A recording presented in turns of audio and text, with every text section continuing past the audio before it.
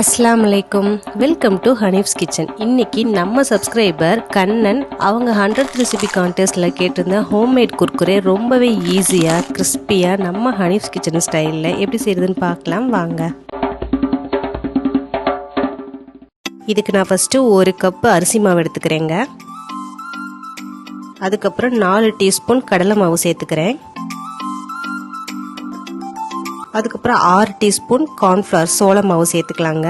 6 spoon சேர்த்துக்கணுங்க. கடலை மாவு 4 spoon, சோள மாவு 6 ஸ்பூன் சேர்த்துக்கணும். இந்த மாவுக்கு தேவையான அளவு உப்பு சேர்த்துக்கலாம். அதுக்கப்புறம் 1/4 டீஸ்பூன் மஞ்சள் தூள், 1 டீஸ்பூன் மிளகாய் தூள், காஷ்மீரி சில்லி பவுடர் போட்டிருக்கேங்க. அதுக்கப்புறம் 1/4 டீஸ்பூன் சோடா உப்பு போட்டிருக்கேங்க. இது எல்லாத்தையும் நல்லா மிக்ஸ் பண்ணிடலாம். இப்போ இது எல்லாத்தையும் நல்லா மிக்ஸ் பண்ணிட்டு தண்ணி கொஞ்சம் கொஞ்சமாக சேர்த்து நல்லா மிக்ஸ் பண்ண ஆரம்பிச்சிடலாங்க.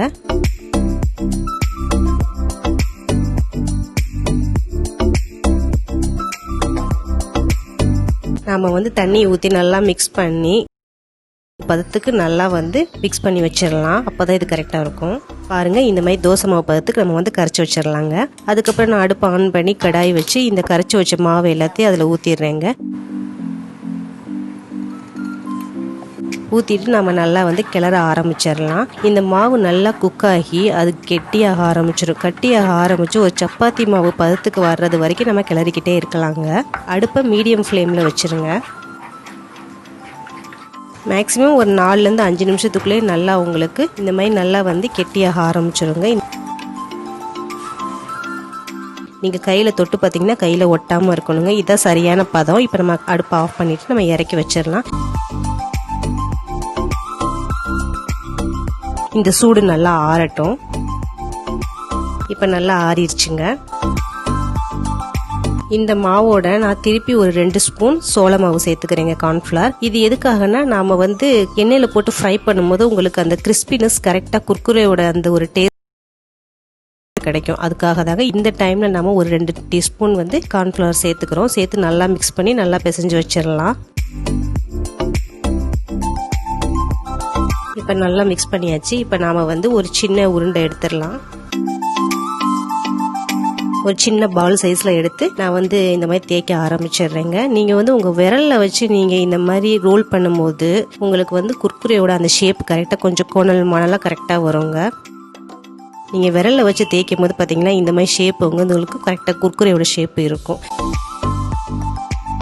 இதே நீங்கள் உங்களோட உள்ளங்கையில் வச்சு இந்த மாதிரி ரோல் பண்ணிங்கனாக்கா உங்களுக்கு ஸ்ட்ரைட்டாக தான் வரும். இப்போ பாருங்கள், நான் செஞ்சு காட்டுறேன். இதே நீங்கள் உங்களோட ஃபிங்கர்ஸில் வச்சு இந்த மாதிரி ரோல் பண்ணும்போது உங்களுக்கு குர்குரேயோட அந்த ஷேப் கிடைக்கும். ஸோ நீங்கள் ரோல் பண்ணும்போது எப்போயுமே பார்த்தீங்கன்னா உள்ளங்கையில் செய்யாமல் உங்களோட ஃபிங்கர்ஸில் வச்சு ரோல் பண்ணுங்கள். குர்குரேயோட ஷேப் கரெக்டாக வருங்க.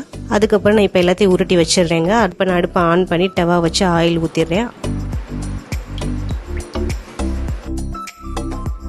ஆயில் நல்லா ஹீட் ஆனதுக்கப்புறம் நம்ம ரோல் பண்ணி வச்ச எல்லாத்தையும் இதில் சேர்த்துடலாம்.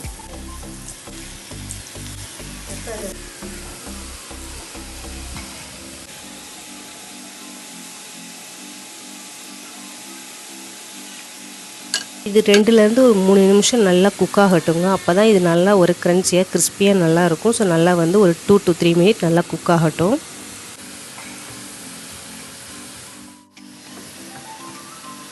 இப்போ நல்லா கிறிஸ்பியாக குக் ஆகிடுச்சு. இப்போ நான் எடுத்துடுறேன் எல்லாத்தையும். இதே மாதிரி நான் எல்லா மாவையுமே ரோல் பண்ணி நான் போட்டு பொரிச்சு எடுத்துக்கிறேங்க. இப்போ இது எல்லாத்தையும் நம்ம பொரிச்சு எடுத்தாச்சு. இது மேலே நான் காஷ்மீரி சில்லி பவுடர் 1 டீஸ்பூன் சேர்த்துக்கிறேன். அதுக்கப்புறம் சாட் மசாலா ஒரு 1/2 டீஸ்பூன் சேர்த்துக்கிறேங்க. சேர்த்து இது ரெண்டையுமே நம்ம நல்லா மிக்ஸ் பண்ணி வச்சிடலாம். இப்போ சூப்பராக நம்மளுக்கு ரெடி ஆகிடுச்சு குர்குரே. இப்போ நம்ம சர்வ் பண்ண ஆரம்பிச்சிடலாம். பாருங்கள், சூப்பராக நம்மளுக்கு பார்க்கவே நல்லா க்ரன்ச்சியாக இருக்குது. நான் டேஸ்ட் பண்ணி பார்க்குறேன் இது எப்படி இருக்குதுன்னு. இது ரொம்பவே க்ரன்ச்சியாக ரொம்ப ஸ்பைஸியாக இருக்குங்க. ஈவினிங் டைமில் கிட்ஸுக்கு ஒரு ஸ்நாக் ரெசிபியாக இதை நீங்கள் செஞ்சு கொடுக்கும்போது அவங்க ரொம்பவே விரும்பி சாப்பிடுவாங்க. ஸோ நீங்கள் இதை கண்டிப்பாக ட்ரை பண்ணி பாருங்கள். ட்ரை பண்ணி பார்த்து எப்படி இருந்துச்சு நம்ம கமெண்ட் பாக்ஸில் நமக்கு ட்ராப் பண்ணுங்கள். அப்படியே நம்ம சேனலை சப்ஸ்கிரைப் பண்ணி பக்கத்தில் இருக்க பெல் ஐக்கானே கிளிக் பண்ணிடுங்க. அதோட நம்ம வீடியோஸ் எல்லாத்தையும் பார்த்து என்ஜாய் பண்ணுங்கள். தேங்க்யூ.